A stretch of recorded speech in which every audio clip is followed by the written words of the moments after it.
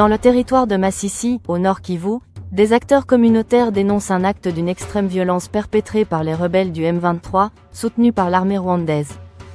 Selon ces sources, un notable de la localité de Nyabiara, situé dans le village de Kaira, groupement Bachali Mukoto, a été brutalement exécuté le dimanche 29 mars. D'après les témoignages recueillis, ces rebelles auraient mené une attaque la veille contre une ancienne base de l'Alliance des nationalistes congolais pour la défense des droits humains ANCDH, groupe armé dirigé par Jean-Marie Bonane. Lors de cet assaut, Béni Safari, une figure locale respectée, a été abattu. Il aurait été soupçonné de collaboration avec les combattants de l'ANCDH, ce qui aurait motivé son exécution. Les accusations de complicité avec l'armée congolaise ou avec des groupes armés locaux sont fréquemment à l'origine d'exécutions ciblées dans cette région en proie aux violences, selon la société civile.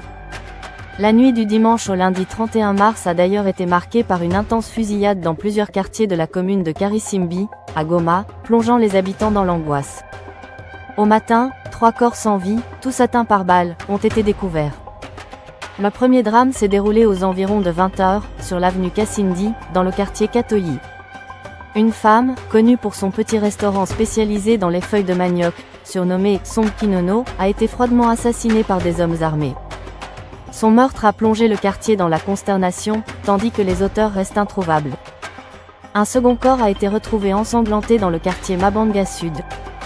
D'après certains habitants, cet individu, présenté comme un criminel dénoncé par la population, aurait été exécuté par les rebelles du M23.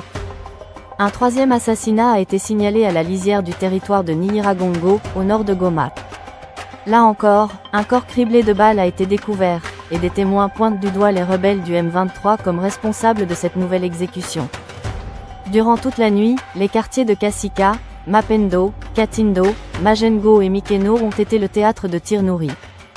Les habitants, terrorisés, ont vécu des heures d'angoisse face à cette montée en violence qui renforce un climat d'insécurité déjà pesant dans la région. Merci de suivre. Abonnez-vous sur votre chaîne Info du Jour TV pour être informé sur la RDC et le monde.